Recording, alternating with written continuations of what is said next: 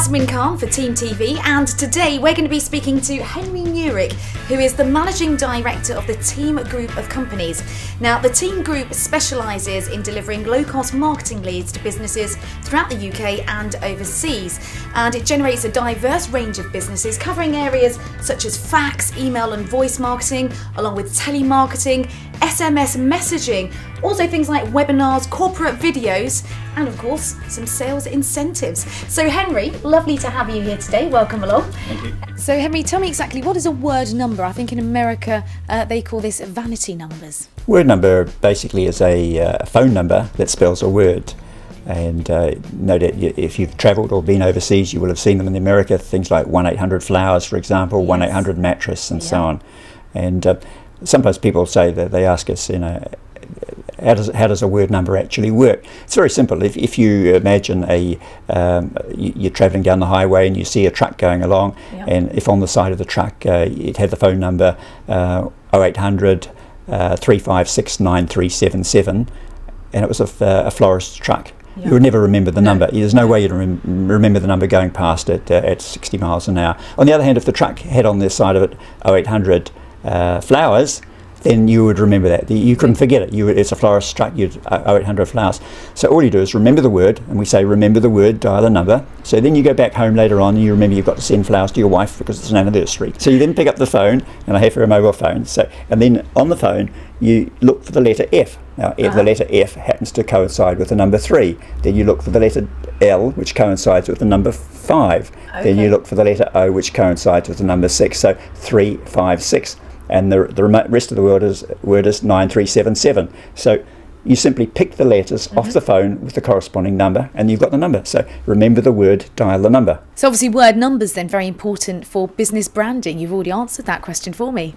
A good, well-chosen word number is perfect for branding. Yeah. The classic example that probably in the whole world is 1-800-Flowers, where it's run by a fellow in the United States called Jim McCann. He bought the company as a bankrupt company back in the 80s. He turned it around. He picked up the phone number 1-800-Flowers. The company name is 1-800-Flowers Inc. The phone number is 1-800-Flowers. And the website now is 1-800-Flowers.com. That is perfect branding, to have the phone number, the company name, and the website address all in sync. So often people have the messages are all mixed up, but that's not too good for branding. That's perfect. Fantastic. And it is now the most valuable phone number in the world. The value of that single phone number, based on how he's developed the company, is over $100 million US. So Henry, tell me, is there any research that suggests perhaps word numbers are more effective than using just ordinary numbers? Some years ago in the United States, an extensive study was done involving a radio advertising campaign, and the campaign was split into two parts, one involving a standard number and one involving, the second part of the campaign involved a word number. The campaign ran for some weeks, and the results of that campaign are fully detailed on our website.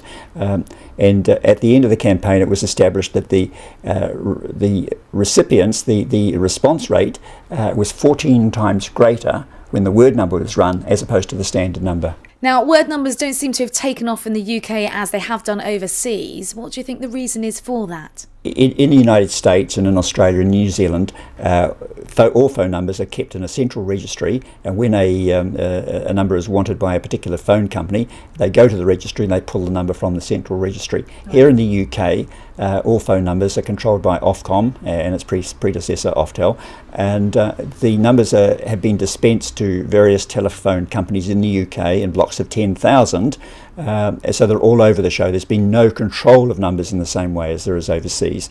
As a result of that, each block contains, or not all blocks, but many blocks contain little slots of quite good word numbers, but not enough to make it worthwhile for that particular company to get out and promote the concept. So in other words, the industry in the UK is much more fragmented than it is overseas, and that's one of the reasons that they haven't taken off over here. Now, notice that overseas numbers can sell for quite a lot of money. What's the story with the UK? Probably the most expensive number that sold in the UK was back in the late 1990s, when I understand from reading newspaper reports at the time that Direct Insurance paid reportedly £100,000 for the phone number 07000 Direct. which as far as I'm also aware, they never proceeded to use, and there's a very good reason for that, in that the 07000 range of numbers cost the caller 35p a minute to make the call. Okay. So in other words, with that sort of close calling rates, nobody's ever going to use the number. And a lot of companies have bought numbers, but they're not using them on a regular basis, but they want to have them for the day when they do take off. So in other words, what we require is one or two companies with a bit of imagination to take a number and to really go with it, and then the market will follow suit. So I think there is still potential, but it just requires one or two major brands to start using them in a big way. Okay, this is Yasmin Khan signing off for Team TV.